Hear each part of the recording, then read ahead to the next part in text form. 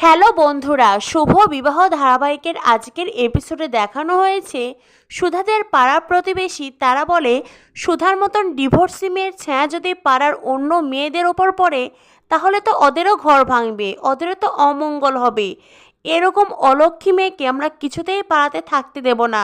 শোনো সুধার মা, 1 মাস সময় দিলাম, হয় সুধার শ্বশুরবাড়ির লোকজনদের হাতে পায়ে ধরে সুধাকে শ্বশুরবাড়িতে পাঠিয়ে দাও, তা না হলে যার বউ মরেছে কিংবা ডিভোর্সি 2 বাচ্চার বাবার সঙ্গে সুধার বিয়ে দিয়ে দাও, তা না হলে এই পাড়ার সকলে তোমাদেরকে একঘরে করবে, এই কথাটা বলে দিলাম। এই বলে পাড়া প্রতিবেশী ওখান থেকে চলে যায়। সুধার পিসিমণি বলে, মা তোমাদের যা অবস্থা দেখলাম মনে হচ্ছে সুধার জন্য তোমরা আর পাড়ায় মুখ দেখাতে পারবে না। আমি কিন্তু একটা কথা সাফ বলে দিচ্ছি, সুধা যেন আমার মেয়ের বিয়েতে না যায়। এই কথা শুনে সুধা ও পরিবারের অন্যান্য অনেকেই কষ্ট পায়, কিন্তু কারোরই কিছু বলার নেই। সুধা তখন তার পিসিমণিকে বলে, পিসিমণি তুমি একদম ভেবো না, আমার ছায়া আমার বোনের ওপর পড়লে যদি তার অমঙ্গল হয় তবে আমি কিছুতেই কোয়েলের বিয়েতে যাব না। এই বলে সুধা কাঁদতে কাঁদতে ওখান থেকে চলে যায়। সুধার পিসমশাই এবং পিসিমণি দুজনেই অত্যন্ত লোভী, আর বড়লোক বাড়িতে মেয়ের বিয়ে হচ্ছে দেখে তাদের লোভ আর অহংকার যেন দ্বিগুণ বেড়ে গেছে। বিয়ে বাড়ির উদ্দেশ্যেই সকলে রেডি হচ্ছে। বাড়ির চাবি সুধার মা সুধার পাশেই রেখে দেয়। কি আর করার, সকলেই বিয়ে বাড়িতে যাবে, শুধুমাত্র সুধা ছাড়া। মায়ের মন তো নিজের সন্তানের প্রতি এই অন্যায়টা কিছুতেই মানতে পারছেন না সুধার মা, কিন্তু সমাজের কথা ভেবে মুখ বুজে শুধু সহ্য করে যাচ্ছেন। তখনই ঠাম্মি বলে, তুমি চিন্তা করো না বৌমা, তোমরা সকলে যাও, আমি বরং সুধার সঙ্গেই আছি। সুধা বলে, না না ঠাম্মি, তুমি বাড়ি থাকলে কি করে হবে, তোমার আশীর্বাদের প্রয়োজন আছে কোয়েলের জীবনে, তুমি যাও, তুমি না গেলে কোয়েলকে কে আশীর্বাদ করবে?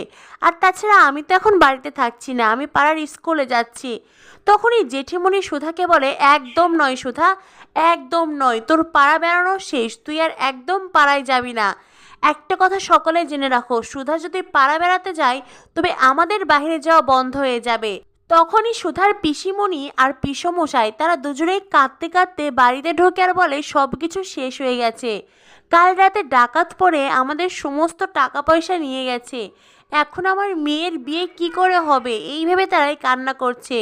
সুধার জেঠুমনির কাছে সুধার পিসমশাই তিনি হাত জোর করে দান ভিক্ষা চাচ্ছেন, কিন্তু এই বাড়িটাও তো বন্ধক রাখা হয়েছে সুধার ডিভোর্সের কেস মেটানোর জন্য, তাই বাড়ির অবস্থা এখন ভালো নয়, সকলেরই আর্থিক টানাটানি চলছে। সুধার মা তখন সকলের সোনার গয়না বিক্রি বা বন্ধক রাখার কথা বলেন। জেঠিমণি বলেন, বাড়িটা তো আগেই বন্ধক রেখেছি, যতটুকু গয়না অবশিষ্ট আছে সেটাও এখন তুই দিয়ে দিতে বলছিস? তখনই পিসিমণি জেঠিমণির হাত ধরে বারবার অনুরোধ করতে থাকে। ডেকোরেটরের লোকজন কোয়েলের বিয়ের সমস্ত কিছু খুলে নিয়ে যাচ্ছে, মান সম্মান তো কিছুই থাকবে না, একটু পরেই গায়ে হলুদ। তখনই সুধা বলে, তুমি ভেবো না পিসিমণি, আমি থাকতে কোয়েলের জীবনটা উলটপালট কিছুতেই হতে দেব না। আমি যে অপমান সহ্য করছি, যে কথা শুনছি, সেগুলো আমি কোয়েলকে শুনতে দেব না। কোয়েলের বিয়ের সমস্ত দায়িত্ব আমি নিচ্ছি, তুমি একদম ভেবো না। এরপরেই সুধা যায় কোয়েলের বিয়ে বাড়িতে, আর সেখানেই দেখা যায় ডেকোরেটরের লোকজন সমস্ত কিছু খুলে নিচ্ছে।